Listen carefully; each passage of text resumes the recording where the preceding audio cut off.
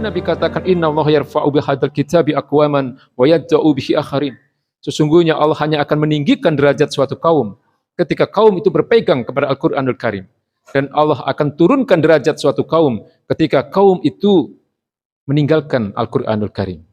Allah akan menghinakan suatu kaum ketika kaum itu tidak berpegang kepada Al-Qur'anul Karim. Hadirin ma'asyiral muslimin yang dimuliakan Allah Subhanahu wa taala. Sebenarnya telah jelas kunci kemuliaan umat ini. Ya, bahwa kunci kemuliaan itu ada pada Al-Qur'anul Karim. Selama kita berpegang kepada Al-Qur'anul Karim, maka Allah akan muliakan kita. Baik di atas muka bumi ini maupun di hari kiamat nanti. Ini jelas, ya. Dan inilah yang sebenarnya juga telah diketahui oleh musuh-musuh Islam. Musuh-musuh Islam paham benar bahwa umat Islam ini tidak bisa dikalahkan selama umat Islam itu berpegang kepada Al-Qur'anul Karim. Sejarah panjang perang salib yang terjadi selama hampir 200 tahun menjadi bukti bahwa umat Islam tidak bisa dikalahkan.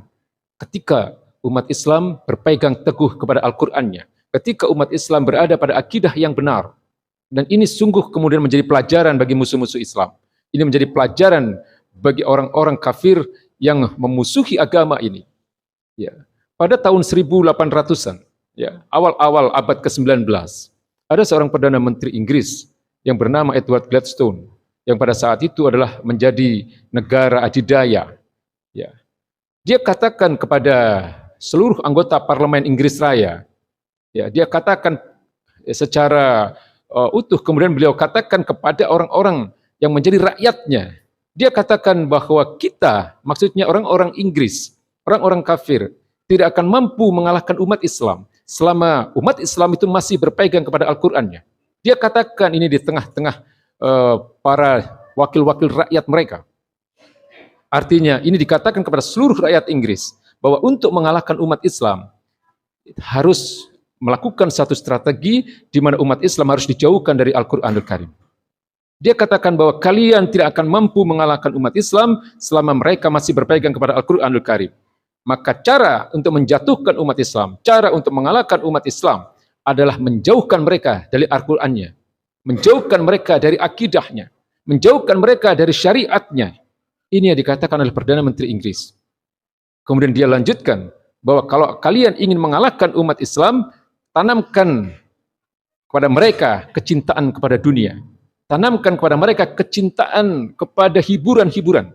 Tanamkan kepada mereka kecintaan kepada musik. Tanamkan kepada mereka kecintaan kepada kebebasan. Yang hari ini kita kenal dengan istilah liberalisme. Dan ini menjadi satu hal yang sangat diingat. Menjadi satu hal yang kemudian diperjuangkan oleh mereka agar umat Islam ini jauh dari akidahnya. Ya, dari generasi ke generasi mereka lakukan itu. Mereka jauhkan umat Islam ini dari akidah yang benar. Mereka tanamkan kecintaan kepada dunia. Mereka tanamkan kecintaan kepada musik. Mereka tanamkan kecintaan kepada hal-hal yang bersifat kebebasan di tengah-tengah umat Islam. Dan itu berhasil mereka lakukan. Umat Islam hari ini terpuruk. Umat Islam hari ini terpinggirkan. Karena umat Islam larut di dalam gaya hidup, dalam budaya, dalam kebiasaan-kebiasaan yang dilakukan oleh orang-orang kafir. Ya. Kemudian orang Islam pun hari ini justru banyak yang menjadi orang-orang yang membenci agamanya sendiri. Dan kemudian mereka membela ajaran-ajaran yang justru datangnya dari musuh-musuh Islam. Orang yang mengatakan bahwa syariat Islam itu adalah sesuatu yang tidak lagi cocok atau sesuai dengan zaman, justru orang-orang Islam sendiri. Mereka menolak syariat Islam. Ya. Orang-orang Islam sendiri yang menolak syariat Islam. Ya. Yang membela LGBT itu juga orang-orang Islam. Ya. Yang membela gaya hidup bebas, yang membela kehidupan liberalisme juga orang-orang Islam. Ya. Ini terjadi di tengah-tengah kita. Yang mengatakan semua agama sama juga orang-orang Islam. Yang kemudian mengatakan agama Islam jangan dibawa-bawa. Ya. Agama itu kan persoalan individu, bukan persoalan yang bisa dibawa ke ruang publik. Ini juga orang-orang Islam yang mengatakan seperti ini. Ini adalah pola pikir yang ditanamkan di tengah-tengah umat Islam, sehingga umat Islam tidak memahami agama ini dengan benar. Padahal kalau kita beragama ini dengan benar, kita harus mengikuti bagaimana pemahaman yang benar ini dari datangnya para sahabat, para tabi'in dan para tabi'ut tabi'in. Kalau kita ingin memahami agama ini dengan benar, kita harus mengikuti pemahaman para sahabat, para tabi'in dan para tabi'ut tabi'in. Hadirin ma'asyiral muslimin yang dimuliakan Allah Subhanahu wa taala. Jadi kita dan generasi kita hari ini, anak-anak kita memang dibentuk oleh peradaban barat, ya, yang ditanamkan oleh musuh-musuh Islam, ya, sejak 1 atau 2 abad terakhir ini. Sehingga hari ini kita benar-benar tidak mudah untuk memegang agama ini dengan benar. Ya, bagaimana kemudian mereka memusuhi para ulama, padahal para ulama itulah yang mengembalikan pemahaman ini kepada pemahaman yang benar. Dan hari ini kita banyak sekali mengikuti pola pikir orang-orang barat. Hari ini kita banyak sekali mengikuti pola pikir orang-orang yang memuja-muja kebebasan, yang membela Coldplay, yang membela grup musik yang akan datang ke Indonesia, di mana mereka adalah orang-orang yang memang mensosialisasikan kehidupan LGBT, itu juga orang-orang Islam. Yang mendatangkan mereka juga orang-orang Islam. Padahal jelas ini adalah ajaran kesesatan yang akan dibawa ke negeri yang kita cintai ini. Kehidupan LGBT itu menjadi sesuatu yang wajar di Barat, menjadi kehidupan yang memang dilindungi oleh undang-undang negara-negara mereka. Tapi ketika itu dibawa ke negeri ini, ketika kehidupan yang seperti itu dibawa ke Indonesia, jelas itu bertentangan dengan akidah Islam. Tapi kemudian justru orang-orang Islam yang membela kehadiran mereka di negeri yang kita cintai ini. Hari ini kita benar-benar larut di dalam kehidupan dan pola pikir yang dirancang oleh musuh-musuh Islam. Hadirin ma'asyiral muslimin yang dirahmati Allah Subhanahu wa taala. Suatu ketika Umar bin Khattab radhiyallahu anhu, beliau membawa lembaran-lembaran Taurat yang berisi nasihat-nasihat yang baik. Kemudian dia tunjukkan lembaran-lembaran Taurat itu kepada baginda Nabi besar Muhammad SAW. Dia katakan, ya Nabi, ini adalah lembaran-lembaran Taurat yang asli. Ini adalah lembaran-lembaran dari firman-firman Allah Subhanahu wa taala yang diturunkan kepada Nabi Musa alaihi salam. Lalu kemudian baginda Nabi besar Muhammad SAW justru menunjukkan wajah marah. Baginda Nabi besar Muhammad SAW menunjukkan rasa tidak suka. Ya Umar, beliau katakan pada Umar bin Khattab radhiyallahu anhu, seandainya Musa hidup hari ini, sungguh dia akan mengikuti aku.